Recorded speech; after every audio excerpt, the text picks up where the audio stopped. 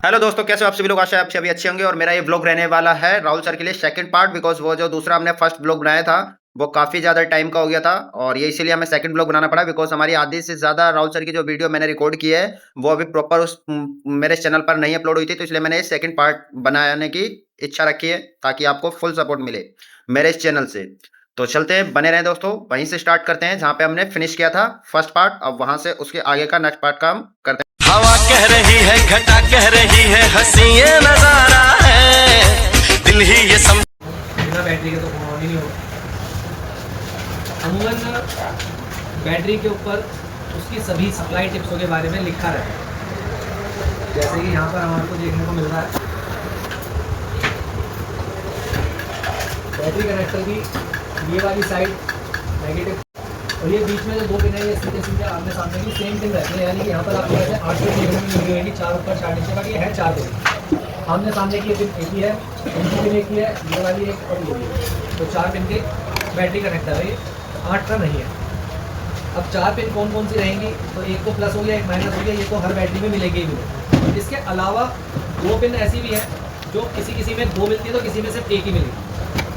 ज़रूरी नहीं है कि हर बैटरी 4 पिन की ही हो, 3 पिन की भी बन सकती है। जैसे कि यहाँ पर आप देख रहे होंगे एक जगह ये लिखा हुआ P-, तो ये इसके नेगेटिव पॉइंट को दर्शा रहा है। फिर है BSIO, ये इसके पॉजिटिव, जो इसके BSI यानी कि बैटरी सेंसिंग इंडिकेशन या बैटरी सेंसिंग इंफॉर्मेशन, इसको दर्शाने के लिए इस पिन का नाम दिखाया गया है, जो बैटरी की कितनी परसेंटेज चार्ज है या कितने परसेंट डिस्चार्ज है, कितने mAh की बैटरी है, ये फ़ोन की IC को पता चल सके, कितने एम्पियर पे फास्ट चार्जिंग स्टार्ट होएगी। क्योंकि आप लोगों ने देखा होगा हर चार्जर सभी फ़ोनों को फास्ट चार्जिंग सपोर्ट करे, ऐसा नहीं होता। जब तक फ़ोन को उसके चार्जर का एक्चुअल अंदाज़ा नहीं हो जाएगा, फ़ोन तब तक उसे फास्ट चार्जिंग मोड पे नहीं एक्सेप्ट करेगा। चार्जिंग करेगा तो स्लो ही करेगा, फास्ट सिर्फ अपने ही एम्पियर से करेगा।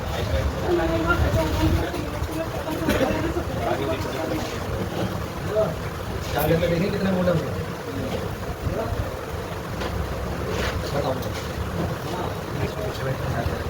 हमारे आईसी को ये जानकारी कि ये कितने एम्पेयर की बैटरी और कितने वाट के चार्जर से फास्ट होनी है, कितने वाट के चार्जर से स्लो होनी है, इस सब चीज़ों की जानकारी जो मिलती है वो इस पिन की सप्लाई से मिलेगी, जिसे हम BSI कहते हैं। इसके अंदर बैटरी सेंसिंग इंफॉर्मेशन, इसका नाम, यानी कि ये पूरी बैटरी की इंफॉर्मेशन हमारे फ़ोन की IC को प्रोवाइड करती है।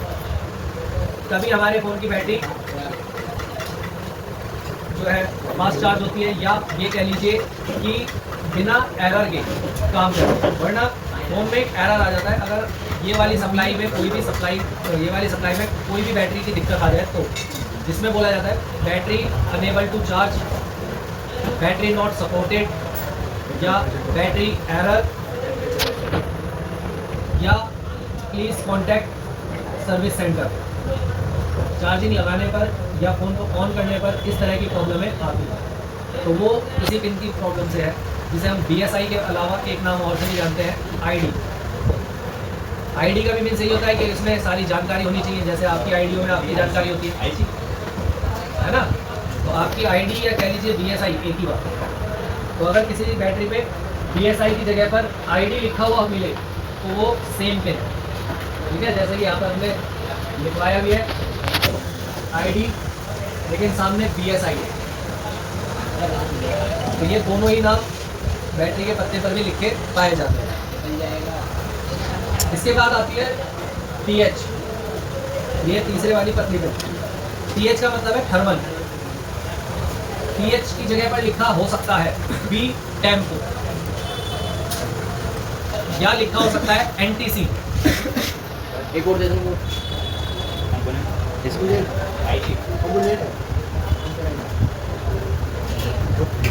TH, B टेम्प, इसके साथ ही साथ आपको यहाँ पर लिख लेना है NTC।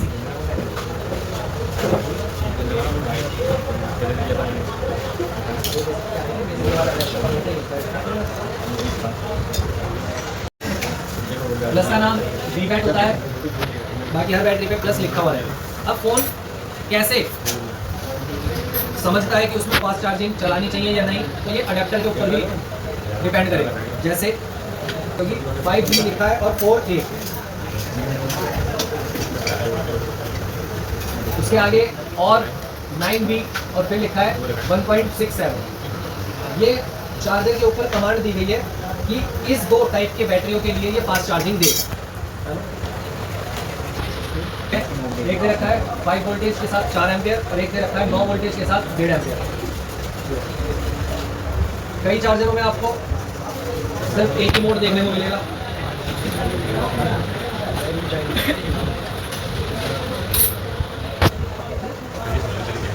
फास्ट चार्जिंग दे सकता है जिसमें 5 वोल्टेज के साथ 4 एम्पियर एक्सेप्टेबल है। अदरवाइज ये कनेक्टर से कनेक्ट होने वाला बाकी के नॉर्मल चार्जिंग ले सेम ऐसे क्योंकि आईसी के साथ होता है चार्जिंग आईसी। चार्जिंग आईसी में भी वो कमांडें होनी चाहिए कि वो अलग अलग मोड की चार्जिंग को एक्सेप्ट कर सके। अगर कंपनी ने अलग अलग के लिए नहीं बनाई है, उसे नहीं मॉडिफाई करा था, तो वो सिर्फ और सिर्फ अपने चार्जर से ही या अपने जो एम्पियर चार्जर दिए गए हैं उसे सिर्फ उन्हीं पर ही फास्ट चार्ज होगा। अदरवाइज दूसरे चार्जरों से फास्ट चार्जिंग नहीं एक्सेप्ट करेगा। ये सारी डिटेल्स होती है इसी लाइन की वजह से होती है BSI, जिसे हम ID के नाम से भी कहते हैं। इसके अलावा जो अभी TH का था, TH लाइन और अदर चार्जर से उसको मिलने वाली हीट, क्योंकि करंट जितना ज़्यादा तेज फ्लो करेगा फोन उतना ज़्यादा गर्म होगा, बैटरी भी उतनी ज़्यादा गर्म होगी। ये चीज़ मैंने करके भी दिखाई थी एम्पियर चार्जर पे आप लोगों को कि करंट जैसे जैसे बैटरी को फुल चार्ज करता जाता है तो लोड कम करता चला जाता है चार्जर, है ना। तो लेकिन जब इस टाइप के चार्जर लगाएंगे जिसमें हर तरह की एम्पियर सपोर्टेबल है, क्योंकि ये चार्जर जो है ये महंगे चार्जर आते हैं काफ़ी ज़्यादा, जो लैपटॉप के लिए भी होते हैं, PSP के लिए भी होते हैं, फास्ट चार्जिंग के लिए भी है, जिसमें PV चार्जिंग भी है और नॉर्मल फास्ट चार्जिंग भी है। इसके अलावा और भी कई चीज़ें जो 12 वोल्टेज से चल सकती हैं, ये उनके लिए भी बनाया जाता है। ये काफ़ी स्मार्ट चार्जर होता है। ये चार्जर काफ़ी कॉस्टली रहते हैं क्योंकि इसके अंदर IC जो लगाई गई है वो काफ़ी ज़्यादा मॉडिफिकेशंस के साथ लगी हुई है, क्योंकि ये 1, 2, 3 एम्पियरों के लिए काम नहीं कर रहा है। ये तकरीबन 1, 2, 3, 4, 5, 6, 7, 8, 9, 10, 11, 12, 13 मॉडिफिकेशन है इस चार्जर में। और ये चार्जर तो बाकियों से ऑलरेडी महंगा होएगा ही और है भी महंगा ही चार्जर है। C2C1 तो इस तरीके की अगर कोई IC में मॉडिफिकेशन होगी कि वो इतनी सारी चार्जिंग को सपोर्ट कर सकती होगी तो वो इस चार्जर के हर तरीके से फास्ट चार्जिंग लेगी। लेकिन अगर उसके अंदर फ़ोन के अंदर IC ही सिर्फ 5 वोल्टेज 4 एम्पियर की लगी है और चार्जर 5 वोल्टेज 4 एम्पियर का नहीं है तो वो फास्ट नहीं करेगा और ये वाले जो चार्जर है उसको हीट कर देगी, क्योंकि उस IC पे लोड पड़ेगा एकदम, और जब लोड पड़ेगा तो फ़ोन ओवर हीट होएगा, जिसकी वजह से एक एरर आ जाता है charging temperature is too high या charging temperature is too low. ये जो एरर आते हैं thermal pin, TH pin, BSI, NTC, BSI क्या होता है, BTEC और NTC, इस वाली पिन की वजह से आएगी। तो ये कंपनी को पैसे दिए तुमने तो लगेगा, नहीं दिया तुमने तो नहीं लगेगा। अब तुम सोचो 5000 के 5G फोन में कंपनी में मॉडिफिकेशन 13 वाली IC दे देते हैं। एम्पियर और वोल्टेज को आपको पता है करंट का प्रेशर होता है कि कितने उसमें धकेला जाता है। हाँ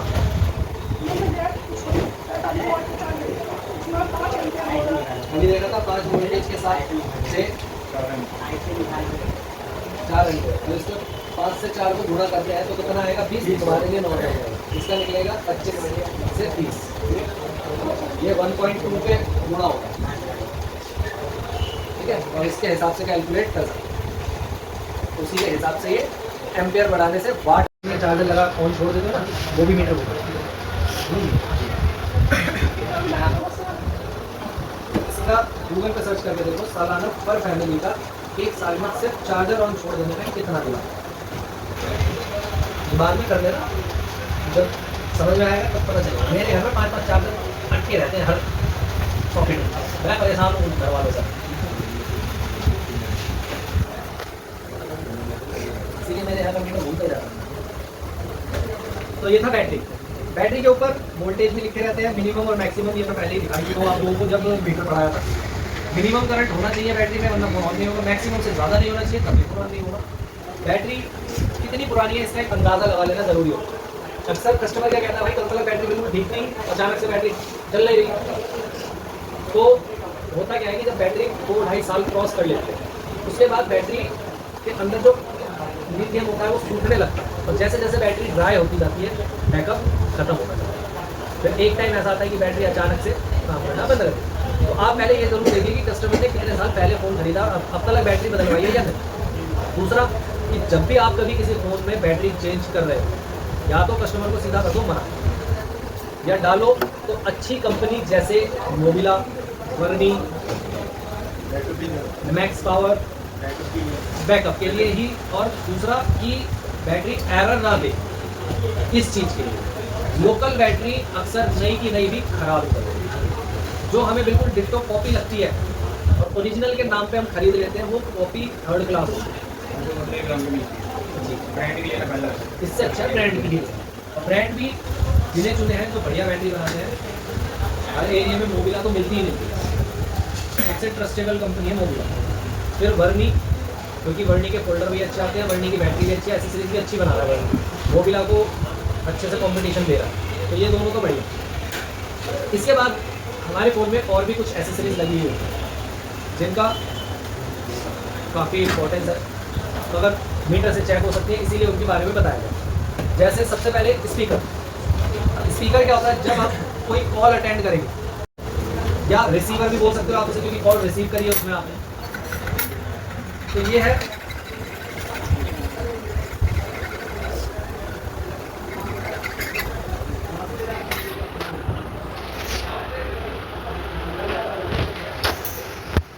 इस टाइप से इस पर जाली लगी रहती है। ये इसके 2 पॉइंट होते हैं, साइज में पतले और छोटे साइज के रहते हैं। फ्रंट कैमरे के पास लगे होते हैं, तार वाले मिल सकते हैं, घंटे वाले मिल सकते हैं, टिप्स वाले मिल सकते हैं। ये टिप्स ऐसे वाली टिप्स हो सकती है, वायर भी हो सकती है, इसके अलावा कनेक्टर वाले पत्ते वाले भी हो सकते हैं। ये तो कई तरीके के आते हैं। जब भी आप फ़ोन खोलोगे तो फ्रंट स्पीकर के पास में ही इन्हें पाओगे, इसी से ये पहचान हो जाएगी कि ये स्पीकर है। ये सब कब एक्टिवेट होंगे, जब कोई कॉल करेगा या आप व्हाट्सएप की रिकॉर्डिंग सुनना चाहते हो।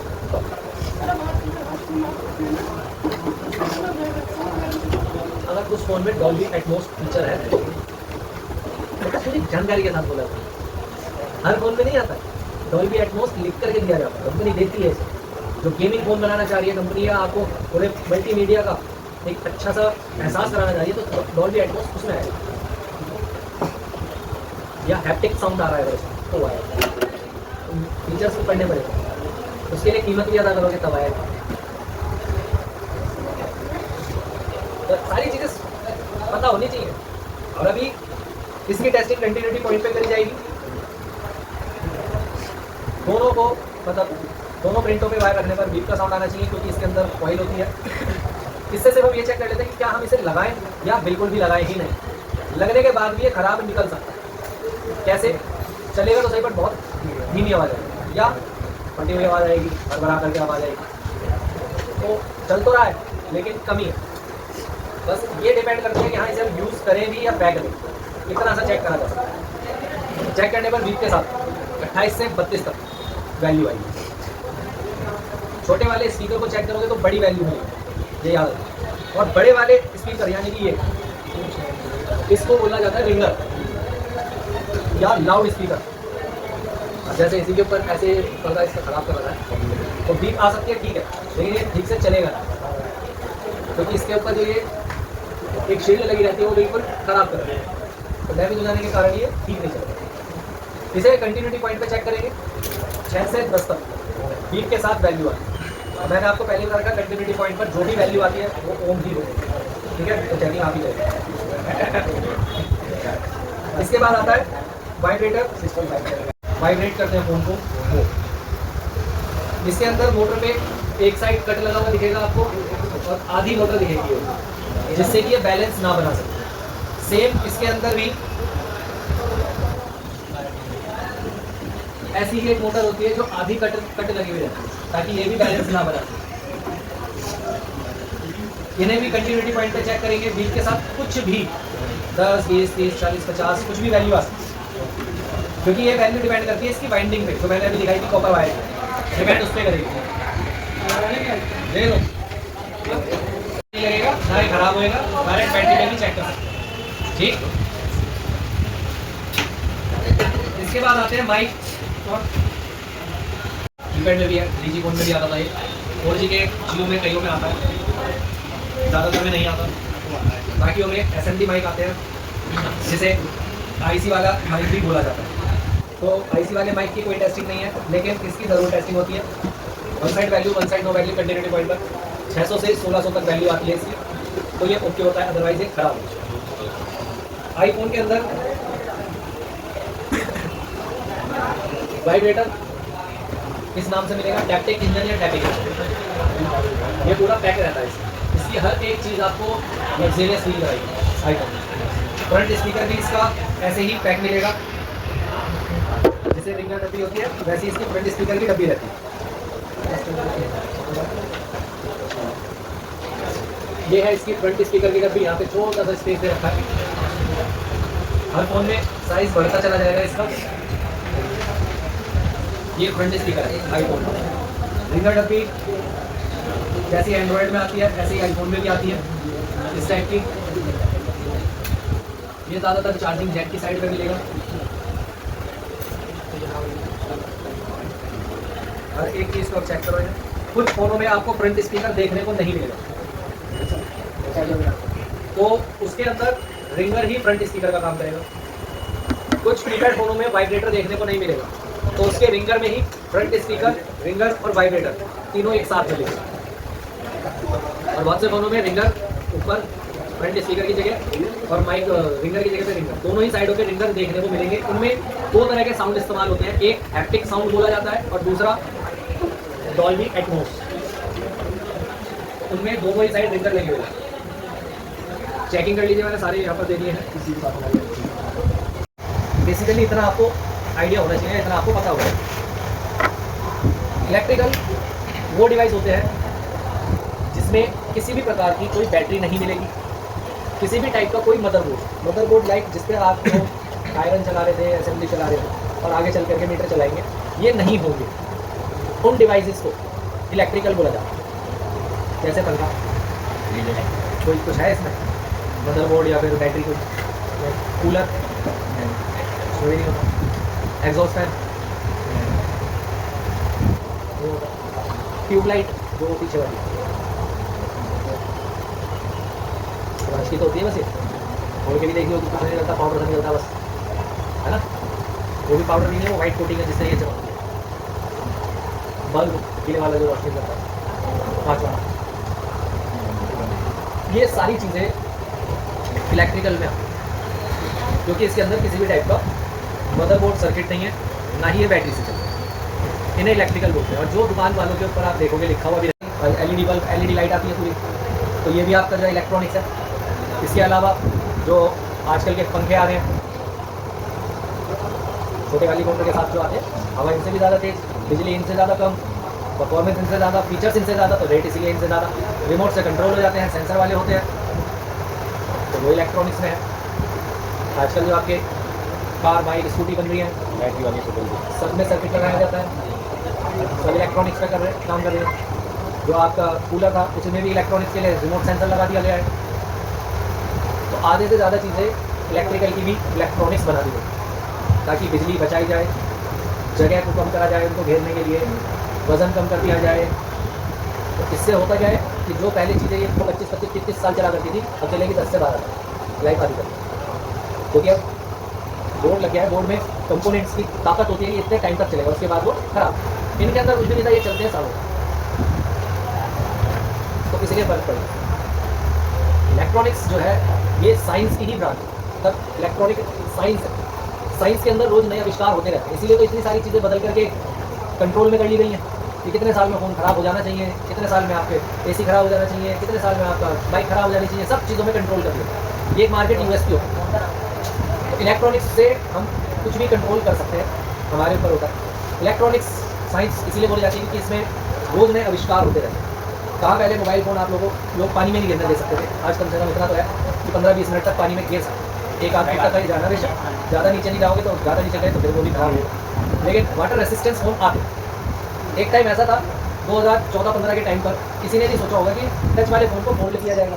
आज पॉसिबल, साइंस ही तो है भाई, एक नया इन्वेंशन ही तो किया गया कि ऊपर से ग्लास हटा करके फाइबर शीट लगा दी और डिस्प्ले को QLED बना दिया गया। डिस्प्ले कर्व हो गई। अभी कुछ टाइम में फ़ोन आ जाएगा जब बैटरी भी कर्व हो जाएगी आपकी। फ़ोन रिस्टबैंड पे बनने वाला आ गया।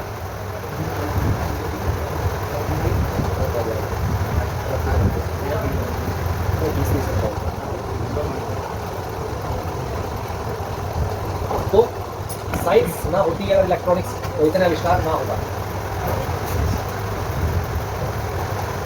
दो ट्रेड अलग होने की वजह से इनके अंदर ऊर्जा यानी कि जिससे ये चलती हैं चीज़ें इलेक्ट्रिकल भी और इलेक्ट्रॉनिक्स भी, जो इनको सप्लाई देते हैं, पावर देते हैं, वो भी दो टाइप के करंट होते हैं। एक को बोला जाता है एसी, एक को बोला जाता है डीसी।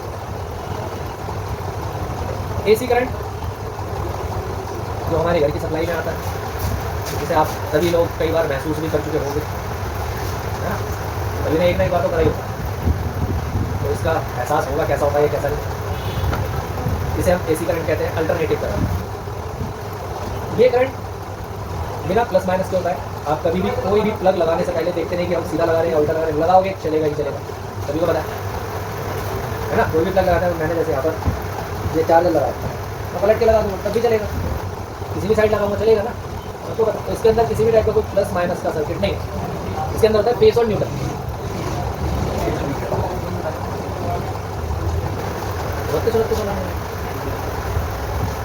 इसके अंदर फ्रीक्वेंसी, जिसे हम बोलते हैं एक तरीके से जो चीज़ें दिखाई नहीं देती हैं उनको मापने की एक यूनिट होती है, मापक, उसमें फ्रीक्वेंसी नाम आता है, तरंगों को बोला जाता है फ्रीक्वेंसी। तो करंट तरंग की तरह ही है। अगर आप बोलो भाई बिना वायर के नहीं जा सकता, करंट तो जा सकती है, करंट भी जा सकता है, वायरलेस चार्जिंग होती है।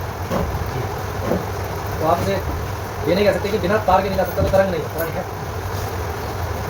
पूरे यूनिवर्स में करंट मौजूद है, बस कंट्रोल करके कहाँ कितना भेजना है उसके लिए वायर की आवश्यकता होती है। तो एसी करंट में फ्रीक्वेंसी होती है जिसे हम बोलते हैं 50 हर्ट्ज। जैसे आपके फ़ोन में कॉलिंग के लिए मिनट्स होते हैं, टेक्स्ट के लिए एसएमएस होते हैं, नेट के लिए डेटा केबी में, एमबी में, जीबी में होता है। ऐसे ही फ्रीक्वेंसी पे नेटवर्क वगैरह या तरंगों की क्षमता नापने के लिए hertz, kilo hertz, mega hertz unit होती है। तो इसके अंदर होती है हर्ट्ज, 50 हर्ट्ज, 50 हर्ट्ज। तो 4 बार लगे, मैंने उसे 3 बार लिया। 50 हर्ट्ज का मतलब है कि एसी करंट 1 सेकंड के अंदर 25 बार ऑन ऑफ होके 25 बार ऑफ हो जाएगा। इस वजह से आप लोगों को इसका एहसास हो रखता है, तो बचे भी तो खतरनाक नहीं है ना, मतलब ये नॉर्मल है, क्योंकि टच करा, छोड़ दिया, अर्थिंग लगी है, टूट गए, इस टाइप से। बाकी ज़्यादा अगर पंगे लिए तो अलग ही बात है। एसी वोल्टेज को नॉर्मली रखना, ये नहीं है कि घर जाकर के दोनों बोर्ड में मुझे तो ऐसा मत करना कि मैंने बोल देंगे तो नॉर्मल है तो नॉर्मल समझ ना यार, अर्थिंग वगैरह लग जाती है, बाईपास कर जाता है शरीर हमारा, क्योंकि हमारे बॉडी की भी कैपेसिटी होती है 90 हर्ट्ज की, 90 वोल्ट की कैपेसिटी अपनी बॉडी की होती है सामान्य शरीर, तो इतना बहुत करंट मिल जाता है। लेकिन न घर में जो सप्लाई आती है 220 से 240 आती है, इसलिए तगड़ा लगता है।